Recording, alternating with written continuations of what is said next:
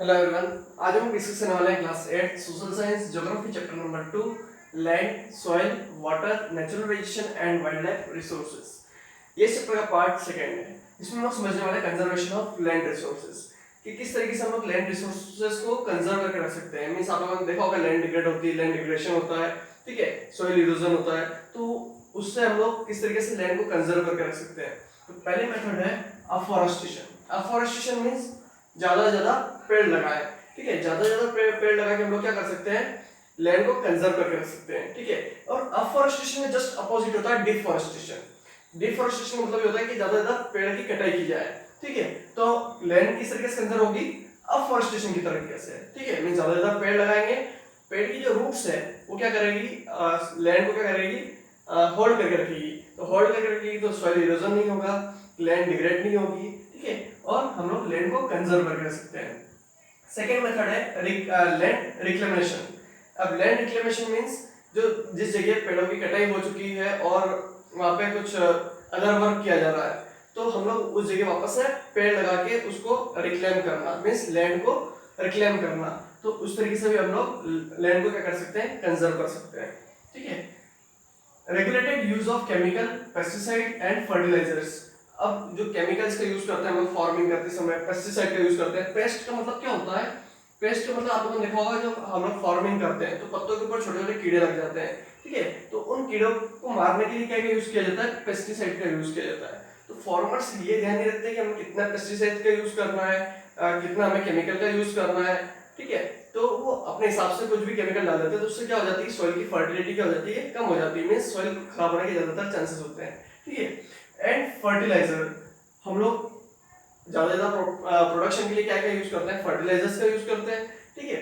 तो इनका क्या करना है, रेगुलेटरी यूज करना है, मींस जितनी जरूरत है उतना ही हम लोग उसका यूज कर रहे हैं ताकि सॉइल खराब ना हो, ठीक है। Check on over grazing. Grazing का मतलब होता है चरना, और ओवर का मतलब होता है ज्यादा चरना। ओवर ग्रेजिंग मींस ज्यादा चरना, ठीक है। अब चेक ऑन ओवर ग्रेजिंग मतलब कि आप लोगों ने देखा होगा कि जो ग्रेजिंग एरियाज होते हैं वहां पे क्या होता है, कैटल्स और एनिमल्स क्या करते हैं, घास चरने जाते हैं। तो घास चरते हैं तो क्या करते हैं, उसकी प्रॉपर कटाई नहीं होती है, ठीक है, इसकी घास की।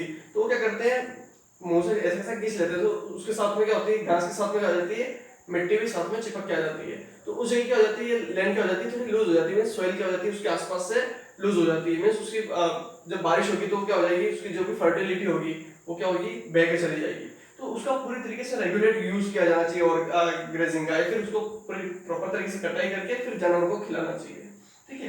तो इस तरीके से हम लोग क्या कर सकते हैं, लैंड को कंजर्व कर सकते हैं। अगला है लैंड स्लाइड्स।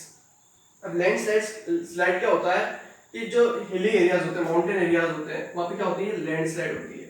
अब लैंड स्लाइड कैसे होगी कि ऊपर से जो रॉक पार्टिकल है, मलबा है, ठीक है, वो क्या हो जाएंगे, नीचे आ जाता है स्लॉप के साथ। तो उसे हम क्या बोलेंगे, लैंडस्लाइड। मतलब जो बड़ा बड़ा पत्थर होते हैं, चट्टान होती है, रॉक्स होते हैं, और जो मलबा होता है वो क्या हो जाता है, नीचे आ जाता है, ठीक है, मींस खिसक के क्या हो जाता है, नीचे आ जाता है। तो उसको क्या बोलेंगे हम लोग, landslide. Means mass movement of rocks, debris और earth down a slope is known as landslide. Clear, means जो रॉक्स में जो मूवमेंट होता है और जो मलबा खिसकता है उसे हम लोग क्या बोलेंगे, लैंडस्लाइड। अब इसके क्या क्या कारण हो सकते हैं, कॉजेस क्या क्या हो सकते हैं। पहला कॉजेस होगा अर्थक्वेक। अर्थक्वेक मींस जो भूकंप आता है तो क्या होता है, वाइब्रेशन क्रिएट होता है अर्थ में, तो उससे भी क्या हो सकती है, लैंडस्लाइड हो सकती है। फ्लड, जब बाढ़ आती है तो बाढ़ आने के कारण भी क्या होती है, अगर कोई रिवर है पास में, माउंटेन के पास में, हिल एरिया के पास, माउंटेन के पास निकल रही है, तो क्या होगी, जब पानी बार बार उस माउंटेन से टकराएगा तो उसकी सॉइल क्या हो जाएगी, लूज हो जाएगी। तो उससे भी क्या हो सकता है, लैंडस्लाइड होने के चांसेस है।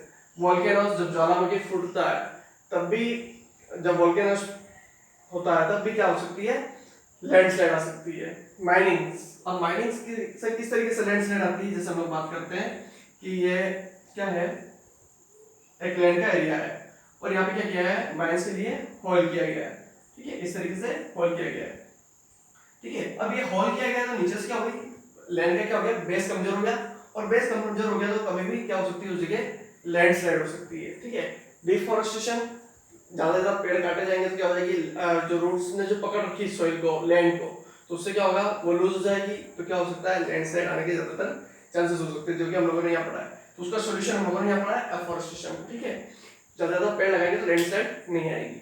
तो डिफॉरेस्टेशन भी क्या है, एक कॉजेज है लैंडस्लाइड का, ठीक है। अब इससे क्या क्या इम्पैक्ट हो सकते हैं, लॉस ऑफ लाइफ, अगर मान लेते हैं कि यहाँ पे रोड जा रहा है, माउंटेन नीचे रोड जा रहा है और लैंडस्लाइड होती है, तो हो सकता है कोई व्हीकल दब जाए, कोई मतलब जो किसी की जान जा सकती है, ठीक है। तो लॉस ऑफ लाइफ भी हो सकता है, ठीक है, प्रॉपर्टीज का लॉस हो सकता है, और फ्लड एंड मेनी प्रॉब्लम्स। अगर मान लेते हैं कि कोई रिवर बह के जा रही है माउंटेन के पास से, ठीक है, माउंटेन के पास कोई रिवर बह के जा रही है, तो ऊपर से क्या होगी, मलबा खिसकेगा, चट्टानें गिरेगी नीचे, तो चट्टानें गिरेगी, तो अगर वो रिवर में गिर जाती है तो रिवर क्या अपना रास्ता क्या कर लेगी, बदल लेगी, क्योंकि वहां पे क्या हो गया, एक तरीके से ऑब्स्टेकल खड़ा हो गया, ठीक है। तो रिवर क्या होगी, अपना रास्ता बदल देगी। तो साइड में अगर पास में कोई गांव है, कोई शहर है, तो वहां से क्या हो जाएगी, बाढ़ आने के ज्यादातर चांसेस हो जाएंगे, क्योंकि पानी कहाँ से निकलेगा, उस गांव में होकर निकलेगा, तो उससे क्या होगी, प्रॉपर्टीज का नुकसान होगा, काफी प्रॉब्लम्स क्रिएट होगी। तो इससे क्या क्या सॉल्यूशंस हो सकते हैं, इसके मिटिगेशन मैकेनिज्म समझते हैं हम लोग, ठीक है। तो पहला प्रोसेस क्या है, hazard mapping. Hazard mapping means जो ऐसा डेंजर जोन है उसका हम लोग पहले पता लगाए, उसकी पूरी मैपिंग की जाए, ठीक है, और आइडेंटिफाइंग एरिया। अब उस मैपिंग करने के बाद उस एरिया को क्या किया जाए, आइडेंटिफाई किया जाए, और अवॉइडिंग इट मींस वहां पे घूमना और या फिर कोई बिल्डिंग बनाना, इसको क्या किया जाए, अवॉइड किया जाए, ठीक है, ताकि कभी भी कोई लैंडस्लाइड आए तो नुकसान ना हो। सेकेंड है कंस्ट्रक्शन ऑफ रिटेंशन वॉल। अब कंस्ट्रक्शन ऑफ रिटेंशन वॉल, जैसे यहाँ पे एक रोड है, ये माउंटेन एरिया है, यहाँ पे रोड जा रही है, लेकिन हम लोग अगर यहाँ पे रिटेंशन वॉल को खड़ा कर देते हैं, जैसे ये माउंटेन है, ये माउंटेन है और ये रिटेंशन वॉल लगा दी, तो जो भी मलबा किसी का वो रिटेंशन वॉल के यहाँ पे क्या हो जाएगा, इकट्ठा हो जाएगा, मीन्स रोड पे नहीं आएगा, तो उससे क्या होगी, कोई लाइफ लॉस नहीं होगी, ठीक है, मीन्स रोड तो चलता रहेगा, और वो जो मलबा आएगा किसकेगा, वो क्या आएगा, उस रिटेंशन वॉल के पीछे इकट्ठा हो जाएगा, ठीक है। Third is increasing vegetation. ज्यादा पेड़ लगाएंगे तो हम लोग क्या करेंगे, ज्यादा पेड़ लगा के हम लोग क्या कर सकते हैं, लैंडस्लाइड को रोक सकते हैं, ठीक है। Surface drainage control work means जो भी जैसे एक रिवर बह रही है, तो अगर कोई रिवर में गिर जाता है कोई मलबा, तो उसको हम लोग क्या करें, प्रॉपर तरीके से कंट्रोल वर्क करें, या फिर उसको समय रहते हैं उसको निकाल दें, ताकि वो जो पानी है वो गांव में ना घुसे, ठीक है। तो इस तरीके से हम लोग मिटिगेशन मैकेनिज्म के थ्रू हम लोग लैंडस्लाइड से बचा सकते हैं। तो हम लोगों ने इस लेक्चर में समझा कंजर्वेशन ऑफ लैंड रिसोर्सेज और लैंडस्लाइड को समझा, ठीक है, इस तरीके से लैंडस्लाइड के क्या क्या कॉजेज है, क्या क्या इंपैक्ट हो सकता है और क्या क्या मिटिगेशन मैकेनिज्म है। तो इस लेक्चर में हम लोगों ने पूरा लैंड रिसोर्सेज को कंप्लीट किया। नेक्स्ट लेक्चर में हम लोग बात करेंगे soil as a resources. Thank you.